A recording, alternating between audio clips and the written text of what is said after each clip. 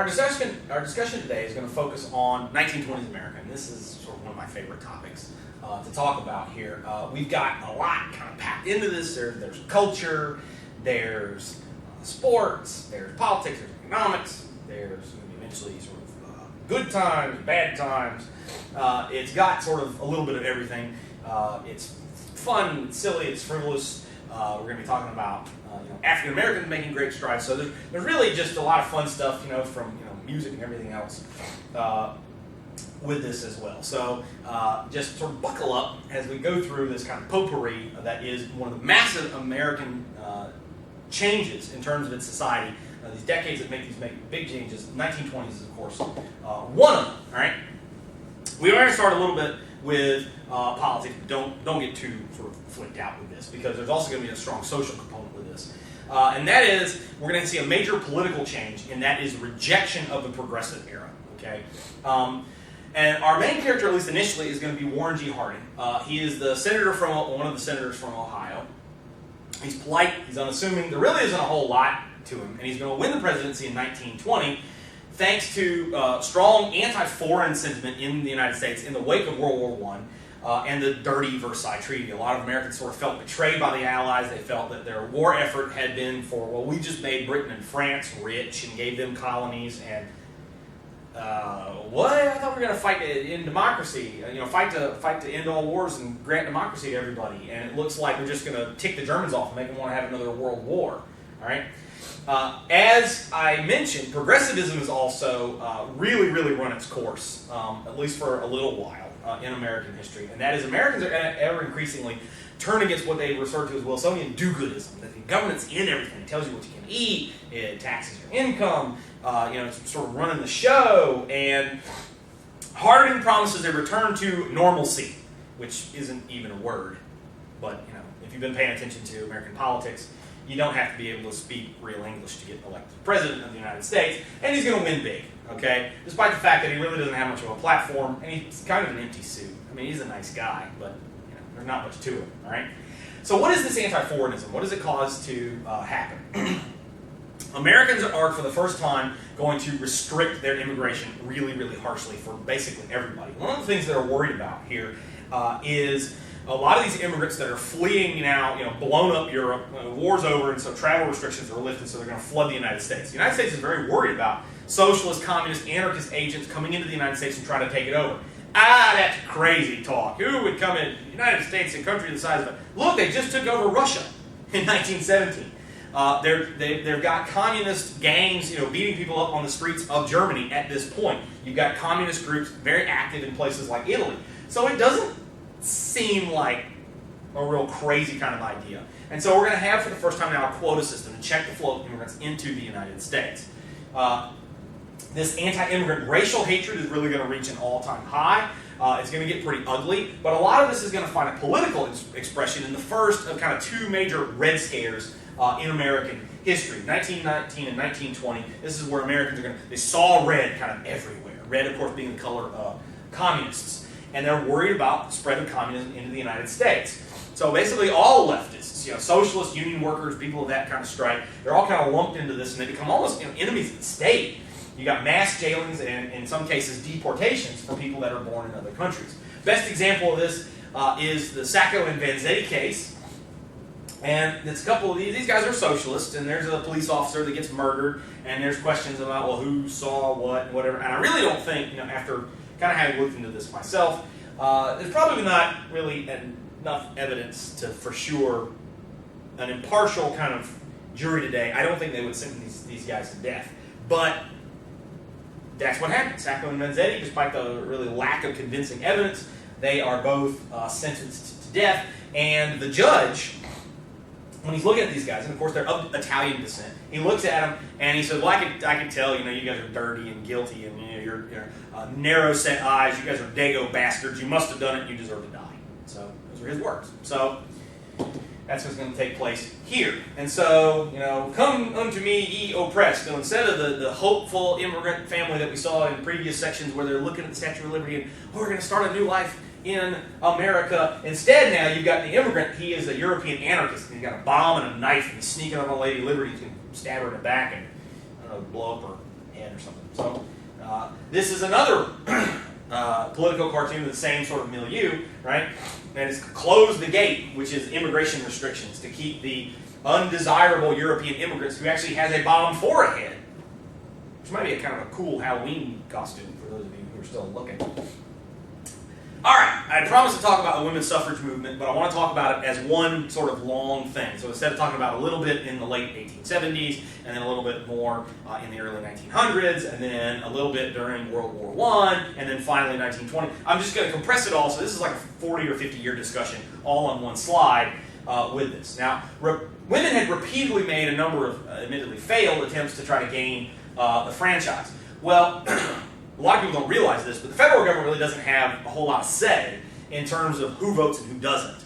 The states are the ones that determine who is going to have the franchise and who's going to be able to vote in their elections. There are certain kind of rules they have to abide by for federal elections. But the first attempts were to try to get individual states to grant them the vote. And only a few western states responded, like Utah, like Wyoming, some of these other ones out there did. And the reason they did that is the same reason that bars have ladies' night, where ladies drink free, because if you have a whole bunch of women show up, then you're going to have a whole bunch of guys show up. So that's the idea, is how you get colonists, how you build your population, not in some of these western states that you could walk for a couple of days and not see another person. Well, you just tell women they can come here and vote. But for most people who didn't want to move out to Wyoming or Utah or something like that, this really didn't help you a whole lot. You know, you're living in sort of Ohio or New York or Georgia or something like that. You still can't vote. So, well, this seems unfair. And so, what you should do is you should sue, right? So the next major attempt was to sue, to claim like, all right, we have a right to vote, and our rights are being impinged on. But of course, the Supreme Court ruled that voting is not a right. If you don't believe me, look it up in the Constitution. When you find a section that thou shalt have the right to vote, you're a big winner because it's not in there. Right? So women are finally going to succeed in the only way that they know, the only really option that they have left to them, and that is they kind of curtail their suffragette activities during the war. They go to work, they do their bit for the nation, and then on the backside of World War I, they're like, okay, where's our payoff? All right. The new Republican Congress here is going to propose the 19th Amendment to the Constitution, which is going to ban gender discrimination in voting. So they got to get out, they got to protest, and basically they got to get men to convince men to give them the vote. All right. But their service during World War I, economically, socially, is going to help out. They also have a number of mass demonstrations where they're going to demand the right to vote. The states are going to ratify it, and so women are going to gain the vote by 1920. That's what's going to take place. This is a 1912 suffragette parade. These women are going to march. They have these banners, votes for women. If you are interested in this kind of thing, you can watch the first few minutes of Mary Poppins. The mom of the family is, of course, too busy to take care of her own children because she's a suffragette. Of course, she's in England, not in the United States. But it's basically the same kind of thing. You protest the government until they give you what you want. This gets commemorated on a stamp at the end of the 20th century. The great events of the 20th century, the 19th Amendment, and of course 1920 is the first time women, for the most part in the United States, are able to vote. So here's our 1920 woman, and she is voting. One of the presumptions was that if sort of half the men vote Democrat and half the men vote Republican, then whoever gets the women vote is going to be just, is going to win all the time because half the population is women. And so, you're going to have 75% of the population versus 25%. But of course, as we figured out pretty quickly, the same factors that cause men to vote one party or another are going to cause women who live around, near, or with them to vote basically the same way, whether it be Democrat or Republican. So this is a sort of a faulty kind of idea, but it's one that was popularly held for at least a little while. Right? Now, the last spasm of the progressive movement is going to be one of these moral causes that these people have been working for, and that is that alcohol was evil, and you got to get rid of it. And if you get rid of it, you will get rid of all the other problems that come with it, right? And so they're going to succeed. The 18th Amendment to the U.S. Constitution is going to pass, and of course the Volstead Act allowing Congress to pass enforcing legislation. And of course, those people that were for it, they talked about the evils of drink, and they're going to get rid of all the things that come with it. But really, it's impossible to enforce. All right? At its core, it was a hypocritical law, in that the people that voted for it were saying, okay, other people, other fools idiots that go to these bars and beat the crap out of each other and get with hookers and stuff like that. They're the ones that need to stop drinking, not me. I'm responsible, and I'm going to in fact continue to drink, and that's going to be where the problems are going to come from. Agencies were understaffed, and as I mentioned, most drinkers, they just don't want to quit. They were like, yeah, other people want to quit, not me. I can handle it. It's not really for me. Okay. So if alcohol is no longer legal, but you now have a huge market of people that want to get it, and actually they think it's okay for them to break the law and get it, that means you're going to have to get it from an illegal source, okay? And the people that are most adept and used to and comfortable with being committing crime are criminals. That's right. People who are already breaking the law, they're going to be the ones that are going to get involved with this. And this illegal alcohol trade of bootlegging, right, of bringing in alcohol from the outside of the United States is going to fall to them. Just because the United States bans alcohol, it doesn't mean that Canada or Mexico or islands in the Caribbean do. They're still making it.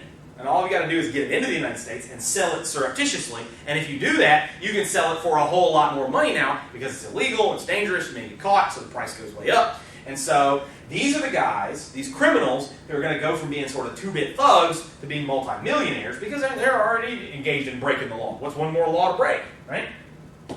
But they're now able to engage with this. So this is the idea behind this, is that prohibition is going to stab out alcohol, and like the octopus, you stab it in the head and all the arms. Political corruption, partnership with thieves, gambling, trafficking girls, defiance of law, all that's going to die. The arms are going to die, right?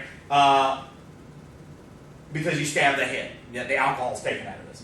Ironically, of course, all of these are going to be made worse because of prohibition. This is how you get stuff passed. You say it's for the children, right? Prohibition. As Uncle Sam, there's a group of children, and they're not going to be polluted by the evils of alcohol. And that's how you get stuff passed. So when you find yourself in Congress later and you want to pass that, thermonuclear missile defense shield, it's for the children and the whales, right? Because if anybody, I don't think we need thermonuclear warheads everywhere. Well, you just don't love children or whales, Senator.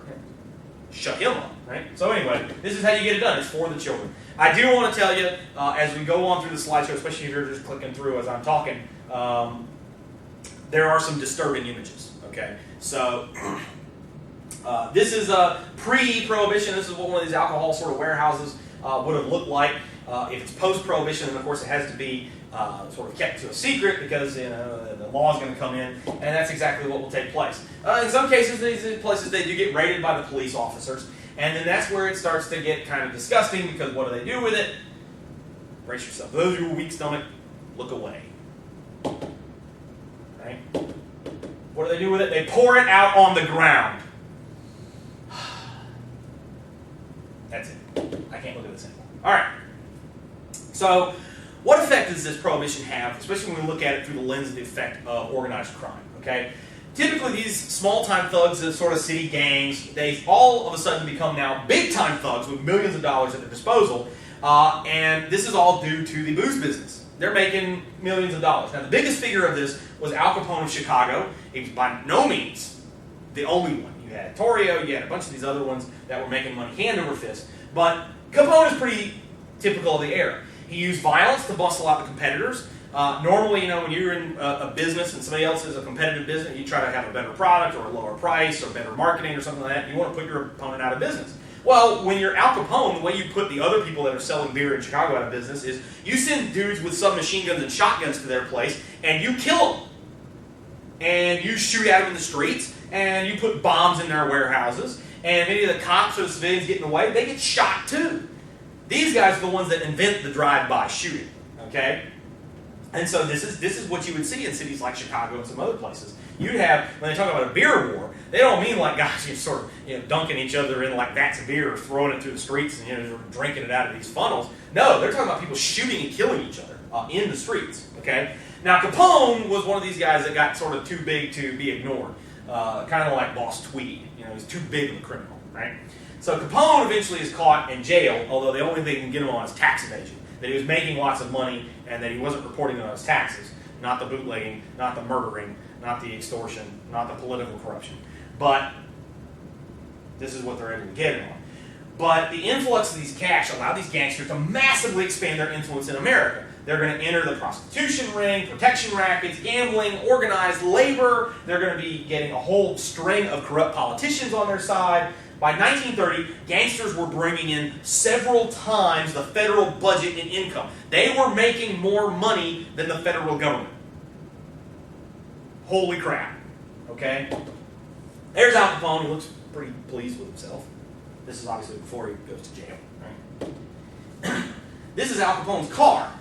Wow, it's got really, really thick windows and thick pieces of metal on the outside with little holes, and there's a trap door on the top. I guess that's so when you're riding down the streets, you can poke your head up through the sunroof and just enjoy the beautiful Chicago weather. And I guess the holes in the front so you can point at stuff, or you can maybe wave at people. No. Okay, this is an armored car.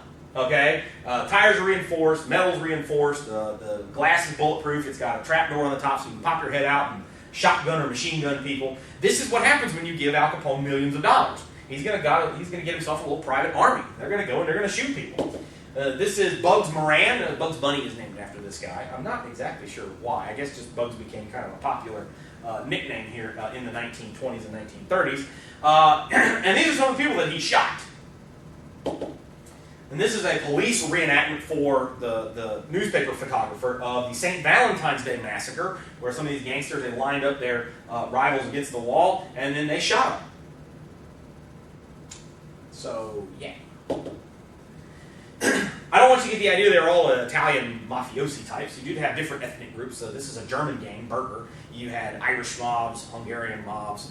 You had some multi-ethnic mobs and so. Look at these guys all have rifles and guns too. Maybe they're going to go hunting after us. He's going to kill a lot of stuff with that Thompson submachine gun.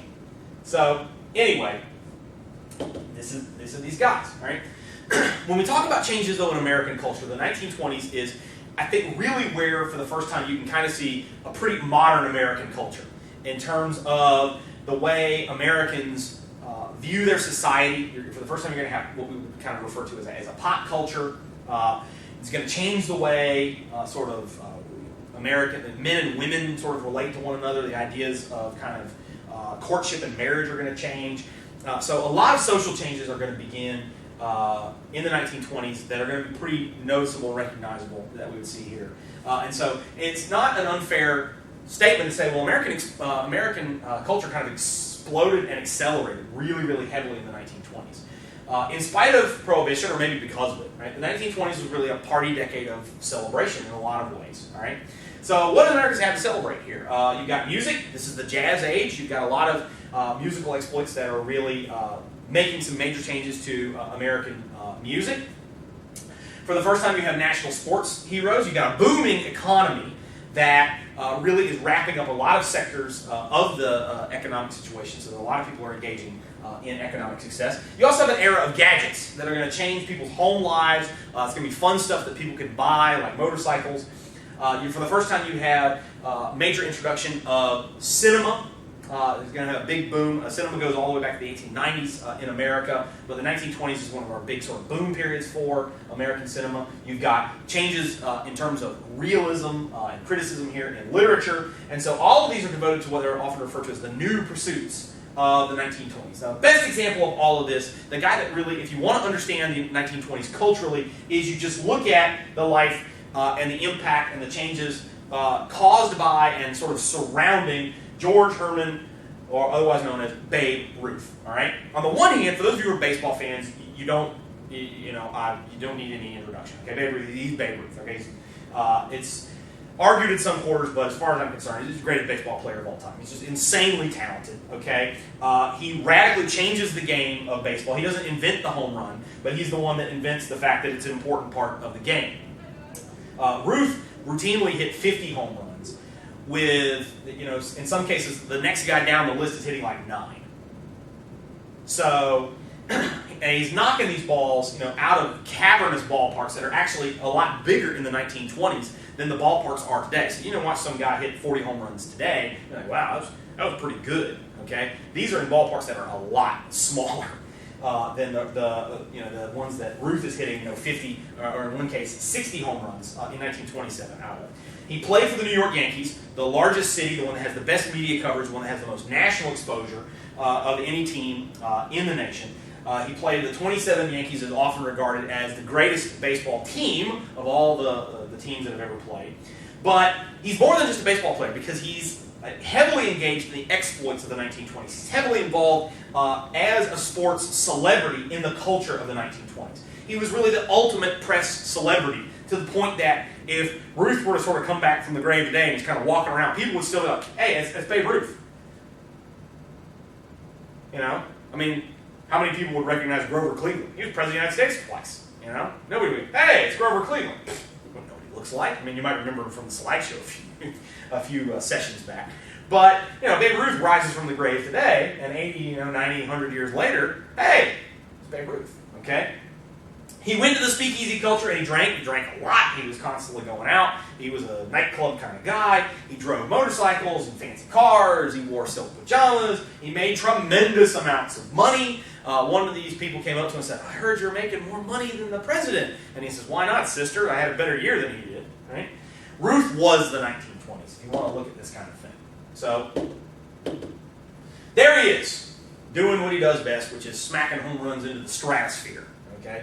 This is how we often remember him. It's oftentimes we forget when we talk about his athletic prowess that the designated hitter rule didn't exist in the American League at this point, which meant that Ruth had to give up pitching to be an everyday kind of hitter. But he was a tremendous pitcher. It was until 1991 that Ruth held the record for the longest stretch of perfect innings in a World Series pitched.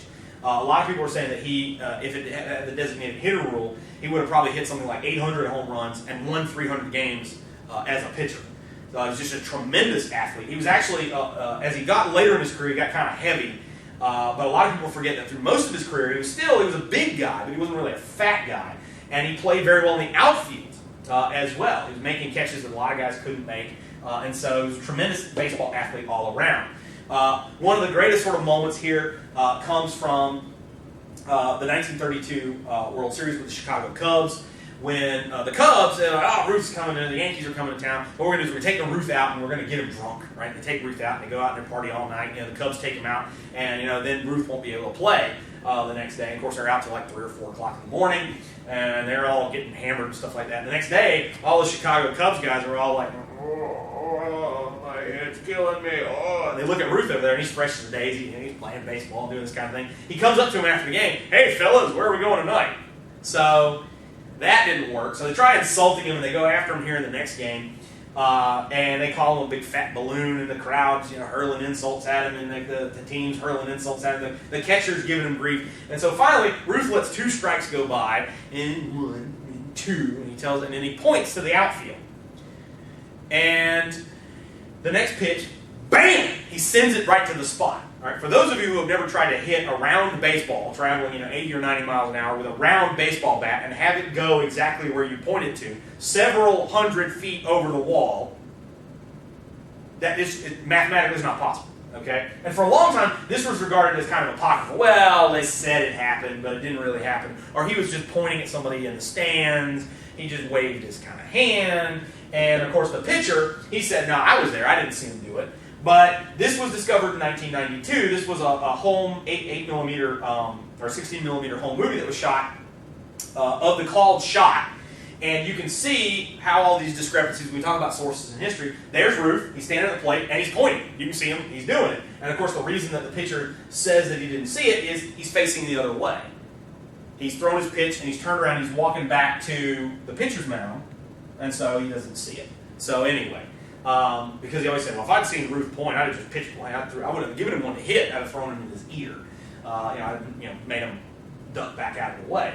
So anyway, this is Ruth, the non-baseball player, right? This is him in his fancy get-up, in his fancy little motor car. He's driving around town. He's a rich guy. He's making millions of dollars, and so he's feeling pretty good about himself. There he is in his silk pajamas, posing for the newspaper photos with this.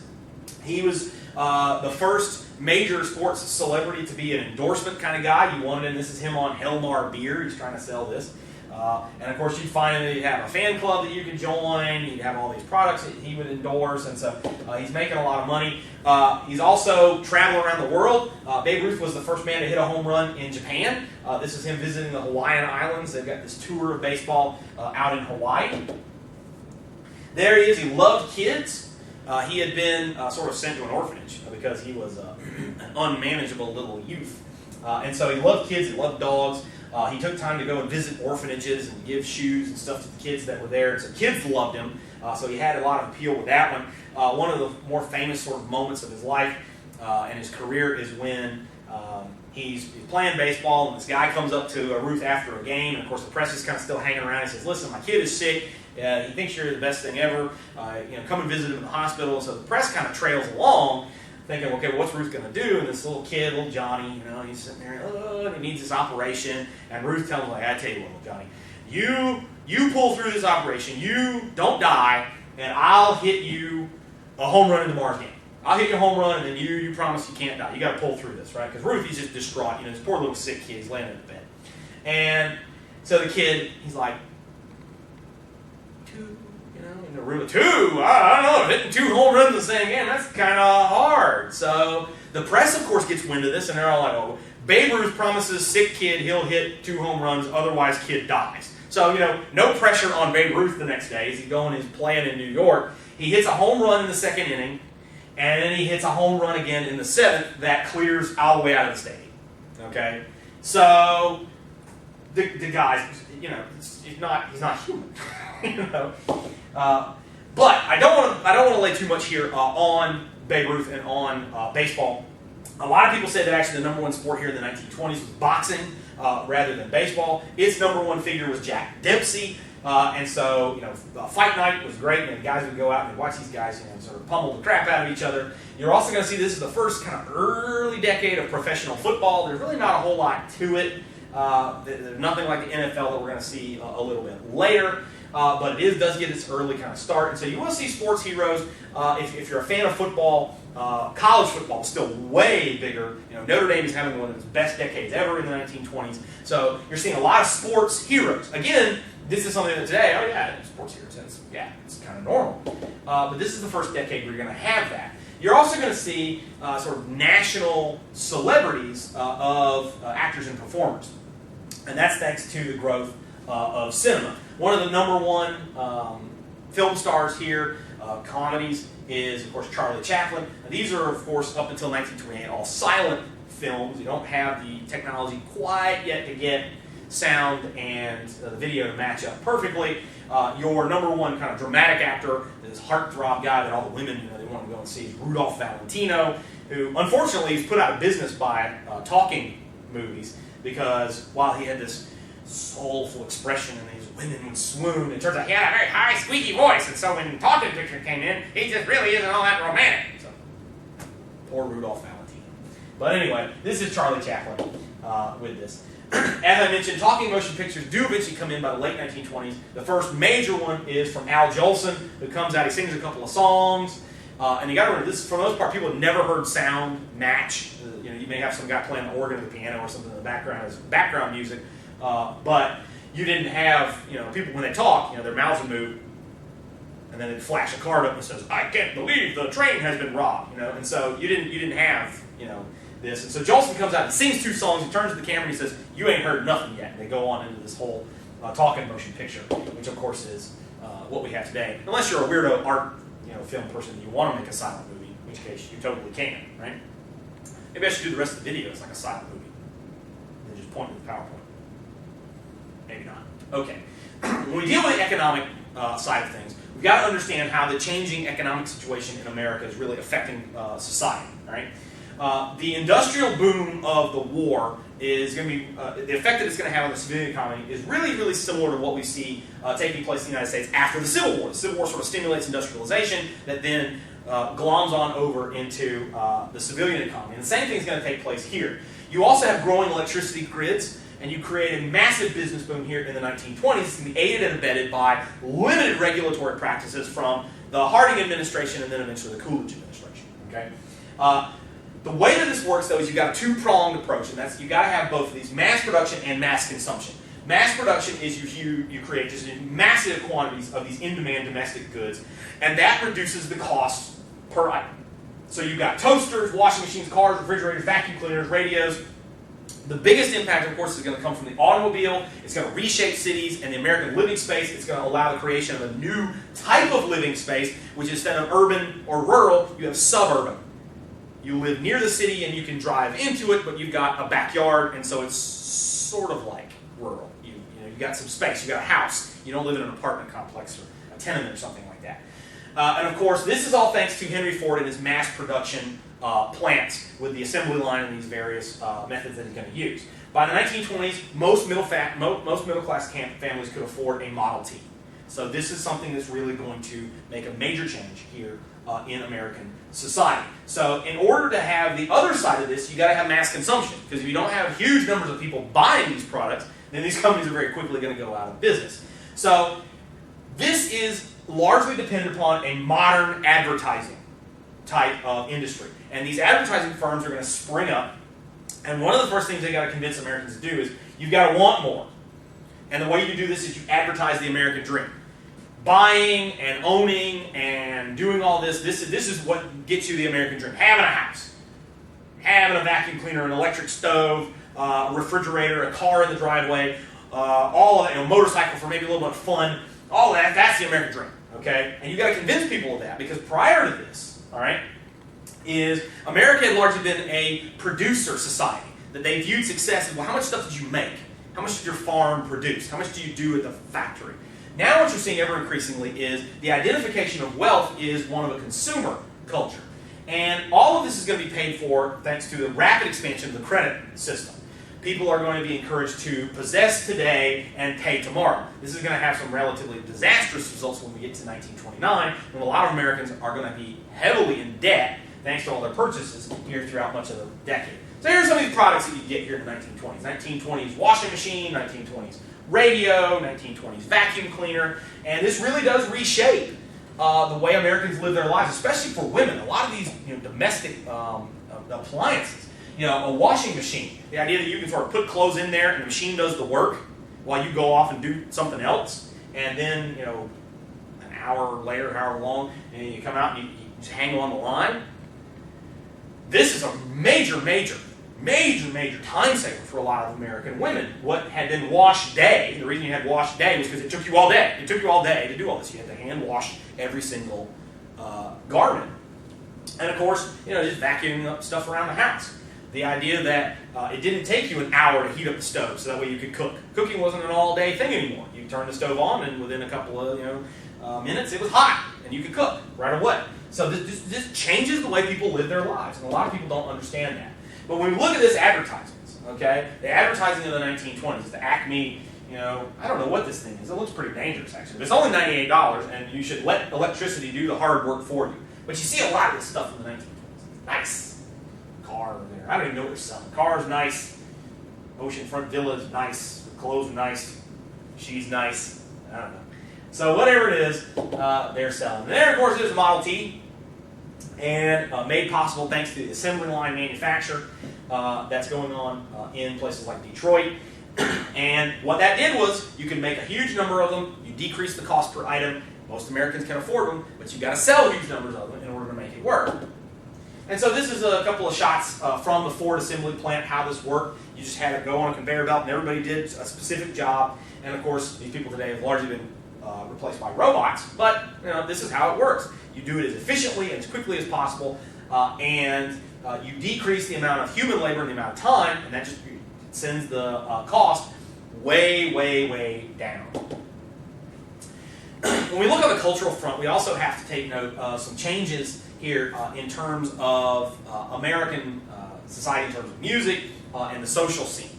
And this is going to be directly related to these two different factors are going to be directly related to each other, right? Prohibition had unintentionally created the underground nightclub scene, okay, through what had been the speakeasies, right? And of course, this was initially, you had to go to a speakeasy because you had to speak very softly. Because, if it was a drugstore or like a pet store or something like that, and you heard people in the back, and they're like, woo-hoo-hoo-hoo, the cops are like, hey man, whoever's in the back is having a really good time, and they investigate. So you kind of had to keep it down. You didn't want the cops to know. All right, and these eventually they would move to the warehouse district, and you'd have these clubs, and they'd have a locked door, and you had to have a password to get in, and it was these clubs that illegally served liquor. And basically what you've got is a rave, is what they would turn into, because it's all-night parties, and you have jazz, gambling, dancing, and it was a lot of fun. Now, women found the urban scene of this period particularly liberating, as they wore ever-increasingly short skirts with slits up the side. They were called flapper skirts because they were loose, and they would flap while these women would do these dances like the Charleston. And the flapper eventually became identified as the woman herself. The new modern woman of the 1920s, she was a flapper. She was a flapper girl. Okay, they danced with men. They dated their own, the guys that they were interested in, and they avoided, for the most part, the social stigma of previous decades. And not entirely. You still saw a lot of people sort of socially concerned. Oh, you're one of those girls. Oh, you do that. And so there's a lot of shock and outrage. But ever increasingly, you're seeing a lot of people who, I don't have to ask your father's permission to come over and see you. You're going to live, maybe in an apartment by yourself, or with some other girls, and you're going to decide who you want to go out on a date with. Again, this is. Yeah, that's kind of normal, right? But this is one of the decades of major transitions, right? Now, industry is going to cooperate with this by making radios, and thus jazz, fairly ubiquitous all across the nation. You even saw some national radio networks springing up.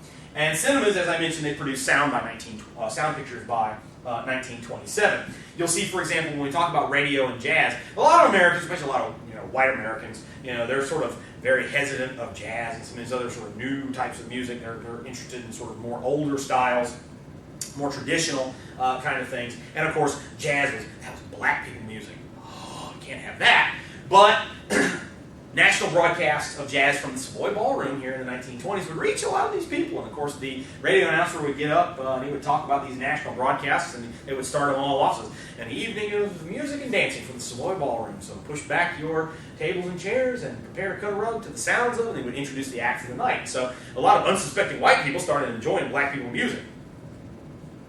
So anyway, as I mentioned, a lot of these social conservatives, they view all these moves with a great deal of moral concern, in some cases outrage, but the movement is going to continue to go on. You're also going to see some important contributions of literature, which becomes a lot more realistic and really also disillusioned from kind of the America that emerged from World War I and was engaged in trying to rebuild the society in its aftermath. A lot of these guys, like Hemingway, had fought in World War I, and it was brutal, and it was ugly, and it was nasty.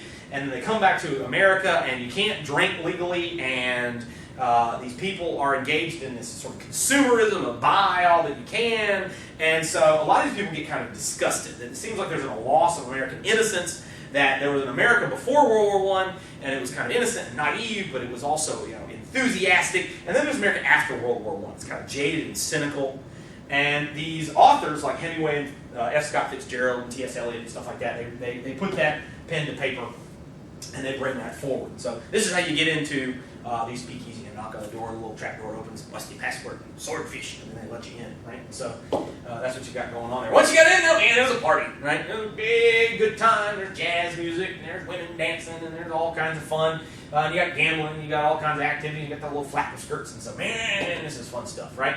The Charleston, you can see the flapper, and flapper girl, she makes her way onto the postage stamp at the end of the 20th century as well. So one of the major sort of moments in this as well. And of course, these are not the stage, even the kind of the very active polka. This is Charleston. Your legs and arms are swinging and flying, and some flapper skirts flapping.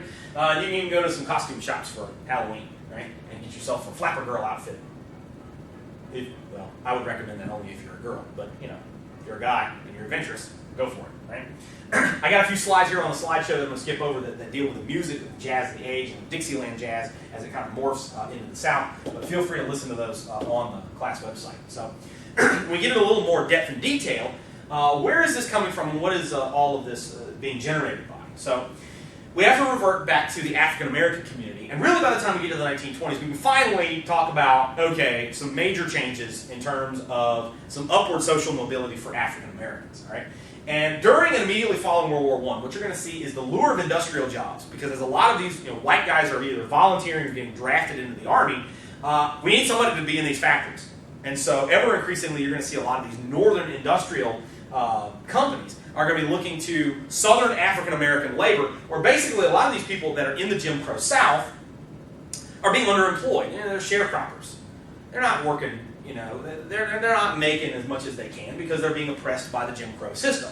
And so you've got the lure of higher wages in industrial cities, and you've got the pressure of trying to leave the Jim Crow South. That's going to cause a lot of African Americans to move to northern cities like Chicago, New York, St. Louis, Detroit, etc., etc. This movement was known as the Great Migration. Okay?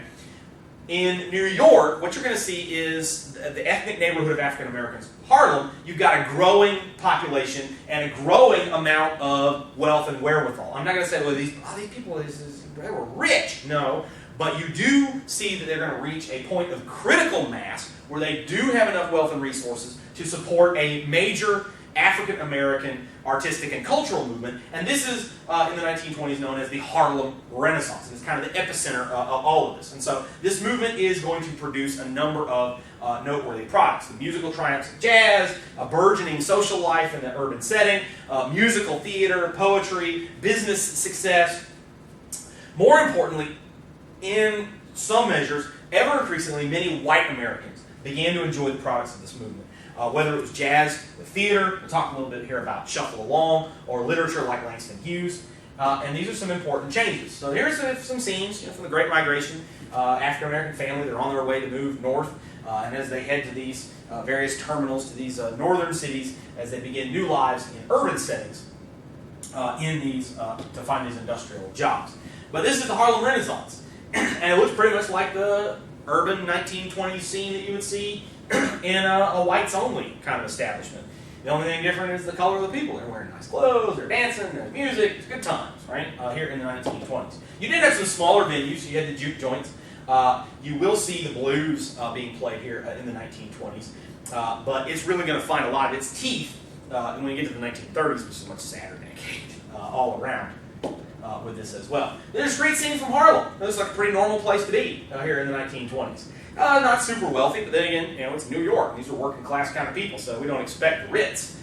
This is a scene from the Savoy Ballroom. I couldn't find one from the 1920s. This is from a little bit later decades. But this is what it would look like. You go in there, and there's people that are having fun. They're having a good time. So you got a burgeoning kind of social life. One of our major sort of game changers in the relationship here of African American produced art and white America is going to come from the musical theatrical production of Shuffle Along. Now, you had African Americans appearing in major stage productions for a long, long time. This goes back to the 1800s. But for the most part, it was white people in blackface making fun of the way that African Americans talked and the things that they did and sort of the misunderstandings that take place. So they were there for comedic relief. Eventually, what you'll see by the time you get to the early 1920s, or by the early 1900s is, well, we can have African American performers, they can portray themselves. They're still buffoons, but, we're going to have them go and do this kind of thing. African Americans aren't portrayed as serious people with serious issues until really Shuffle Along. Shuffle Along is produced by an African American production company. It stars an all African American cast, and it's musical theater. There's singing, there's dancing, there's drama, and so it's a pretty typical kind of thing. And it plays initially for mostly black audiences. And then eventually it starts verging in front of white audiences. How are white people going to react to black people who aren't making fun of themselves? Who they're treated as serious people with they're adults. Are they going to flip out? Are there going to be riots? There are lynchings in the streets? Nah, it kind of goes okay. Shuffle Along has an important role to play in changing some perceptions of this. I don't want to say, well, that's it, 1920s bans racism, because in a lot of cases, especially when we get into the Deep South, the 1920s is really the worst decade for racism and lynching and problems like that. But we are starting to see some cracks in the dam a little bit. Not going to see the slide advance, but we'll see cracks in the dam. There we go. I've also got a section here on Langston Hughes, and so he's reading one of his poems, and so if you get a chance, listen to that as well. So when you look at this, how politics and the economy now and economic policy overlap, we're going to see that the election of Harding in 1920 was kind of a starting bell for a lot of American businesses. Harding was very pro-business, very laissez-faire. Hands off, you let it happen, right? Let it do what it's going to do. Now, the war had played a role in this philosophy as well. There was ever-increasing public distaste for these government bodies that regulated the economy, that regulated your wages, that regulated the food that you put in your mouth, and so we don't want government regulation, okay? And so a lot of these progressive reforms, they're going to fall into disuse, and in some cases just outright neglect. Well, when you turn business loose, business is going to expand, and that's exactly what takes place. Business is going to expand swiftly, profits are going to rise pretty sharply. Harding does have problems on the economic front, though, based on the fact that Harding is, like I said, he's kind of an empty suit. He's a nice guy, but there's really not a whole lot that he has on the ball. And that is, he does allow the appointment of some administrators who are not very honest kind of people.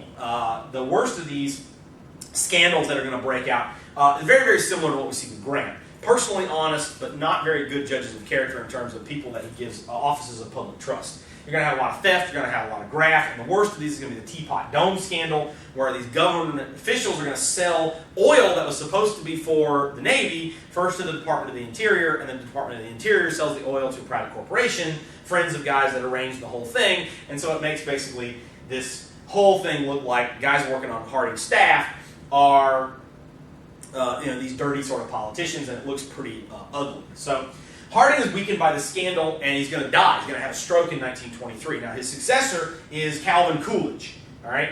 And he was very much a pro-business and laissez-faire as these people around him, but he was much stronger, and he was less tolerant of dishonesty. He got rid of these people. He had an investigation. He is going to get himself elected here in 1924 to his own term of office based on the strength of the economy and the fact that most people didn't blame Coolidge for the problems of Harding. And so this big business decade is going to continue.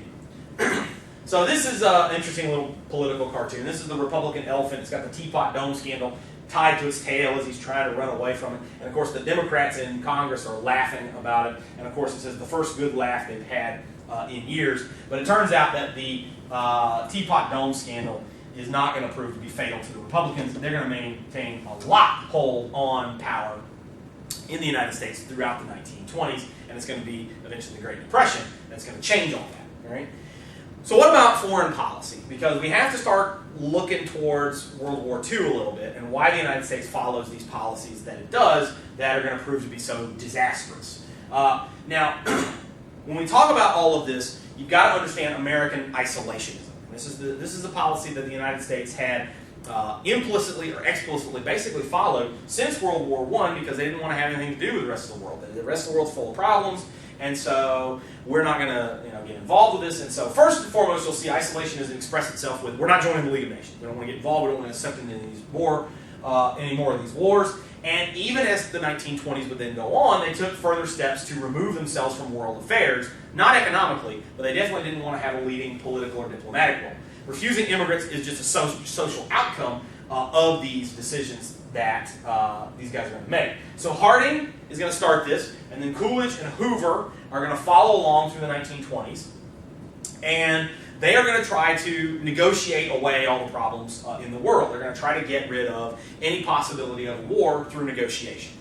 First of all, they negotiate the Washington Naval Treaty. They bring all these sides together, and the idea was if you limit the size of navies, then people can't fight each other. Especially people across oceans from each other. Right? Can't fight each other without a navy. So anyway, that's of course if you follow the restrictions. Japan's going to do that. Sure they are. The U.S. even signed on to the Kellogg-Briand Pact. All right, this was negotiated by an American and a Frenchman, and this was something that all these people, very seriously, they solemnly signed. And the Kellogg-Briand Pact made war illegal. Why didn't we think of this before? Make war illegal, right? So, but you can't go to war. Why? It's against the law. Of course, it begs the question, what do you do if somebody does break that law and they go to war? How do you stop them? You stop it.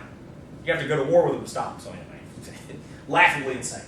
We also have to look at, probably the silliest of all these, is to try to get the United States out of any entanglements. You're seeing ever increasingly a lot of the sort of leftist muckrakers and the journalists of the day, they're all pointing to the fact that, well, it was actually the wealthy, the financiers and the business people, they all got us involved because, they got us involved first with Britain and France and the Allies, and they sucked us in because they wanted to make their money back.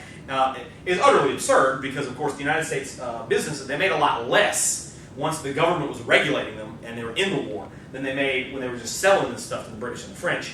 But, socialists don't make a whole lot of sense. So, This is going to be a strong influence, though, in the 1920s on American policy, and that is the United States needs to get to completely divested of the fact that the Allies owe us money for all the stuff that we loaned them during the war, so we need to get that back. So the U.S. Is going to wind up pushing Germany further down the economic ladder, because what they did was the United States demanded swift repayment of all these loans that they had made to Britain and France during the war. Well, of course, Britain and France, they're broke from the war too, and so they've got to say, well, where can we go to get the money? So they turn around and they go to Germany. Hey, Germany, your reparations are due to us. You guys got to pay us some money. Of course, Germany's like, we have no money. We're broke, right? And they said, no, you got to do it. You got to pay us off. You got to pay us all this money. And of course, the Germans don't have it. So we can pay you back, but we'll have to inflate our currency to float the debt. Well, we don't care, just pay us back. So, okay, here you go. And of course, German currency basically loses almost all of its value. You get massive inflation. You get, German housewives are taking like wheelbarrowfuls of, marks down to the German dollars, down to the store to buy a loaf of bread. It's ridiculously insane, okay? Well, the U.S. is actually going to then have to come in and loan money to Germany so that Germany can pay off Britain and France, so that Britain and France can pay off the United States. So anyway, this is all ridiculously insane. Basically what you're seeing, if you want to sum all this up, is the United States is seeking to extricate itself from world affairs rather than leading it. Most of you guys will recognize this art style. This is from Theodore Geisel, otherwise known to you as the green eggs and ham guy, right? This is Dr. Seuss. He was strongly critical throughout the 1930s of isolationism, and this is the American eagle has turned into the American chicken, right? That he's just going to bury his head in the sand as these threats around the world begin to materialize. And so this is the criticism against isolationism. And this is a little political cartoon, right? They're making a brick wall out of the American flag, or maybe an American flag out of a brick wall, or something like that. But that's basically it. We're on our side. You guys just stay away. We don't care. For those of you that thought I made up the whole Kellogg-Briand Pact that they, we're going to sign this agreement that made war illegal. There they are. They're signing it. Yep, we agreed. We're not going to fight anybody ever again. Seriously? So anyway, they took a picture of it, right? Well, Calvin Coolidge, he'd been president for 5 years, basically. He's not going to run again in 1928. And so the question is, who do we vote for, right? Because we don't have an incumbent. We don't have a guy sitting in there. And so this guy, Herbert Hoover, had been sort of working his way up through the ranks of the Republican Party. He was actually not the small government guy that Harding and Coolidge was. He said that he was. He believed in rugged individualism and all that kind of stuff. But really, he was a tinkerer. He was a technocrat. He wanted to monkey with, how the United States kind of managed its affairs. But he was a Republican. The Republican Party nominates him. Like I said, he was a rising star. And of course, the Republicans could take credit for growing prosperity. And any time that happens, you're going to have a lot of electoral success. And so Hoover's going to get himself elected. Now, even during the early sort of year or two of his term, you could see the strains in the economy that were beginning to tell if you knew what you were looking for. You'd seen overproduction that was going to lead to falling farm prices and falling employment in the industrial sector, so people are getting laid off because you don't need to buy a refrigerator every year. You don't need to buy a car every year. And so we made a whole bunch of stuff with mass production, and then, okay, people have enough. Ooh, okay, so you got some problems with this as well. Now, in spite of this, the bullish stock market had continued to rise. So what you're seeing here is this is not due to the fact that the companies being represented by the stock price are actually gaining value. What you're seeing here is it's over-speculation. People are watching the stock market rise, so they get into the stock market, assuming it's going to rise, and of course getting into the stock market makes it rise, and so it looks like a self-fulfilling prophecy, so more people get into the stock market, so it goes up. But eventually, you're going to see that this is a major, major problem because the value of the companies are here, and the value of the stock is up here. And there's a big gap. There should need to be some kind of correction because the value of the stock ought to be about the same as the value of the company. As the company's value goes up, the stock should go up with it. So you've got problems with over-speculation and a real, correction waiting to happen in the stock market. But you also have a lot of Americans mired in some pretty deep personal debt. So you've also got some problems in the financial sector due to a lack of branch banking from the Federal Reserve System. So you get the stage is set for a pretty dramatic crash, and that's exactly what's going to happen.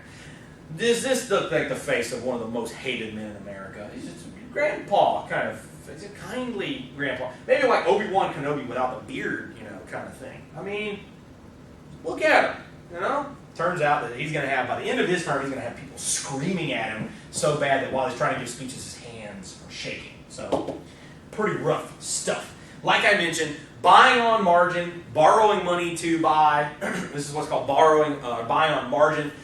Stock prices had become way overinflated, and so finally the market is going to correct itself, right? When you get a big problem like this, the market goes, eventually somebody says, hey, the value's up here, the value's down here, this needs to come back down, okay? And that's exactly what's going to happen on what they refer to as Black Tuesday, October 29th, 1929. The stock market is going to crash, all right? It's going to, because as people, they look at, oh, the stock market, well, I better sell my stock before it loses any more, and then that causes it to dip. Now, I better sell my stock, and then everybody's selling, and all of a sudden it goes way down below the value of the companies that it represents. And so this is going to bankrupt a huge number of people because you have paid a lot of money to get these stocks, and then you can't sell them to anybody because the stock price has crashed.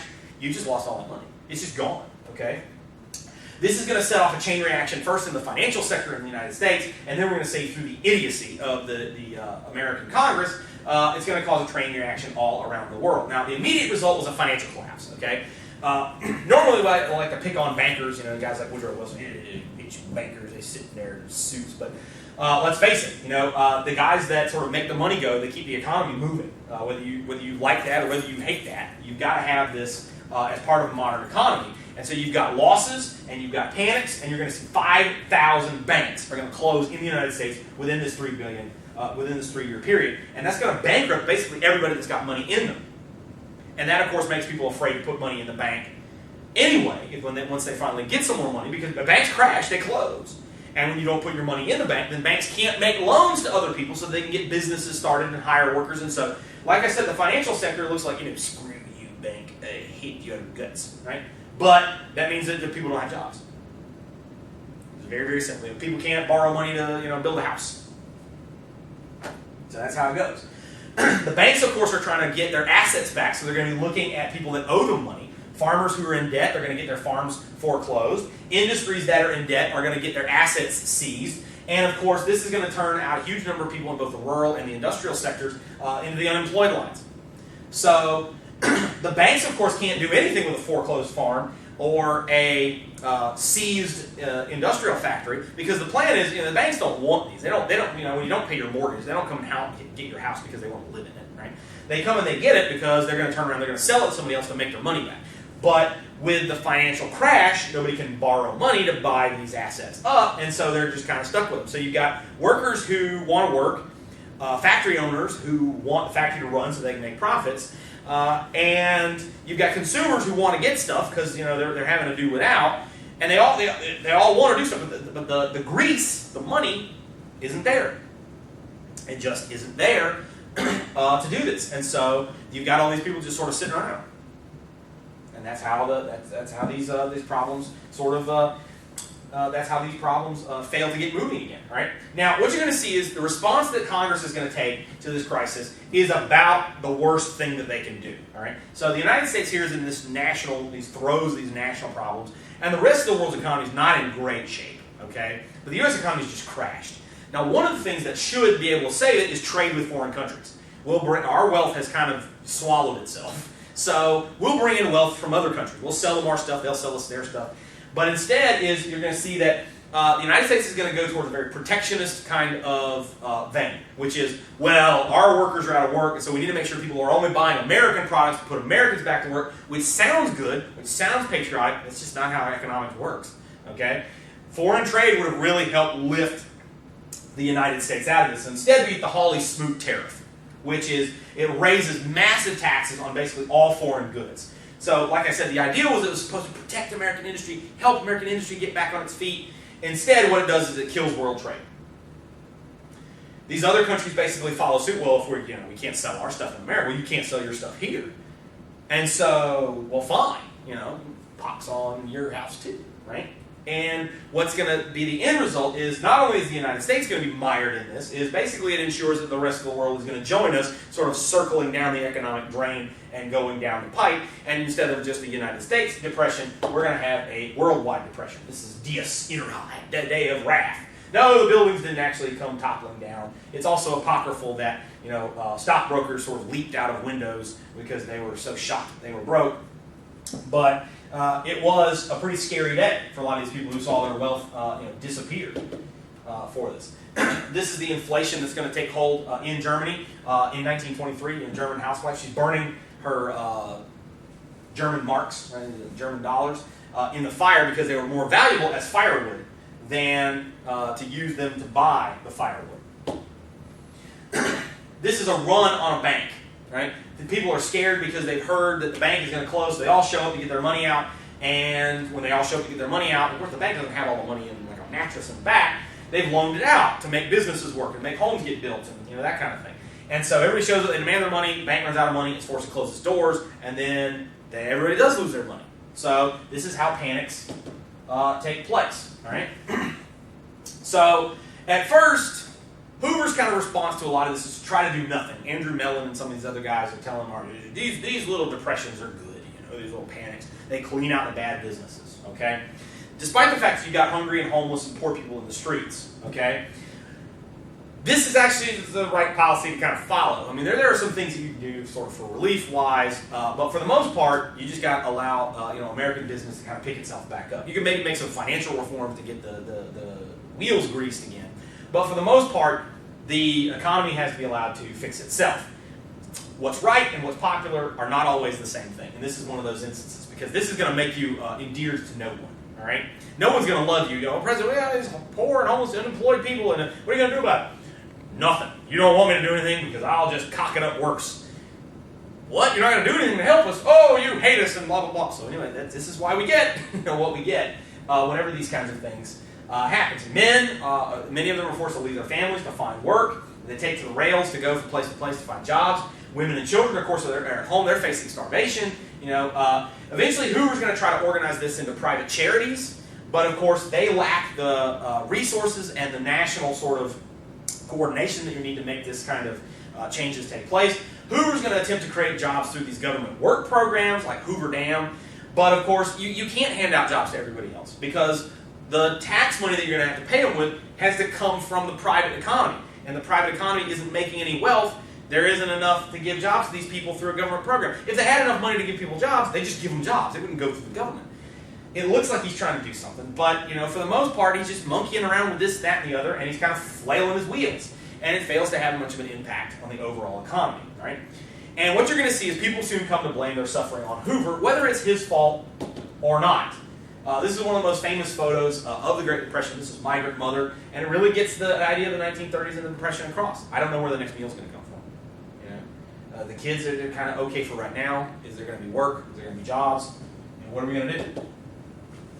This is people waiting for the few jobs that were posted being opened at a local business. It's a sea of people for just a few jobs. This is how crazy it gets in a lot of places. All right? You would see people lined up beside the road to get bread handouts from churches and charities, and eventually we'll see a government welfare type of organizations. You see them lined up around the blocks in some cases. There's such a large number of people just waiting to try to make survival. A lot of people who lose their homes, they're down in the dumps, literally. They move to the dump, they scavenge up some stuff that they find there, and they make themselves these little shanty towns. They nickname them Hoovervilles. So this is the living that they're forced to do. And, they move into the trash dump and eke out a living as best as they can there. So this blame it on Hoover phenomenon is going to really kick up politically. This guy who had promised a chicken in every pot and said that we are closer now to eradicating poverty than ever before in 1928 really has egg on his face. He becomes, in a lot of ways, the most hated man in America. This is really not a good way to begin a re-election campaign in 1932. Well, in 1932, you're going to have the incumbent. You've got Hoover, who's renominated by the Republican Party against the Democrat governor of New York, Franklin Delano Roosevelt. All right. Now, making matters worse is we're going to have a big political event, and that's the bonus army. Following World War I, Congress had passed legislation to provide these guys who went and served in World War I a pension. That was called a bonus. And it was supposed to pay them, I think, in 1945. And by that point, you serve in the 19-teens, 1945 is like 30 years later. That'd be sort of the end of your working career. It's kind of a pension. You go and you fight the war, you then come home and you get a job at the tire factory or whatever, right? And then at the end, you're going to have a nice little bonus to use as your pension, right? Well, these World War I veterans that are out of work, here in 1932, they march on Washington and they protest and they say, listen, we want Congress to move this up. We need the money now. We need the money in 1932 instead of 1945. And they don't have any other place to stay, so they set up these seedy little camps and they protest on the steps of Congress. And Hoover, for his part, he's pretty accommodating for these guys. You have a right to petition the government, you got a right to speak, and you guys can stay here. Okay, fine, that's cool with me. But when the bill fails, Hoover tells them, all right, you guys, there's no reason for you to be here. You guys got to go home. Now, a lot of these guys are going to refuse. No, we want to stay. All right, they're going to sort of occupy Washington, right? And some of them, of course, they had no place to go. They're homeless. I can be homeless just as good here in Washington as I can anywhere else. And so eventually Hoover says, you guys got to get out of here, and he's worried about a riot. Of course, he counters that fear with causing a riot. He sends in the army, who rather thuggishly sort of forces them out. They tear gas. There's like a 10-month-old baby that dies. These guys get beaten up. Ironically, the people that get gassed in World War I by the Germans, they come home and they get gassed by their own army and get beaten up. Right? On hearing news of the bonus army getting the crap beaten out of them on the radio, FDR says to his aides, says, well, this will elect me. And it turns out that he's right. The nation's going to turn to FDR is going to turn against Hoover. Hoover's going to be defeated. Roosevelt's going to win in a landslide. And it's going to be pretty obvious why. So here you see some scenes of the bonus army living in their seedy little camps, protesting outside the U.S. Capitol. And then there you can see an artist's rendition of what it looks like when the U.S. Army is sent in to beat the crap out of the U.S. Army veterans from World War I. These guys are going in and they're gassing them. And you can see the tear gas billowing through the streets. So it's pretty ugly, nasty kind of stuff that takes place in the Capitol. So, wow. What a landslide, right? There's Roosevelt, gets 57% of the popular vote, but he has such broad support across the nation, he actually gets 89% of the Electoral College vote. So it's a pretty one-sided affair, and that's where we'll pick up the next time is, well, what is Roosevelt going to do with the nation?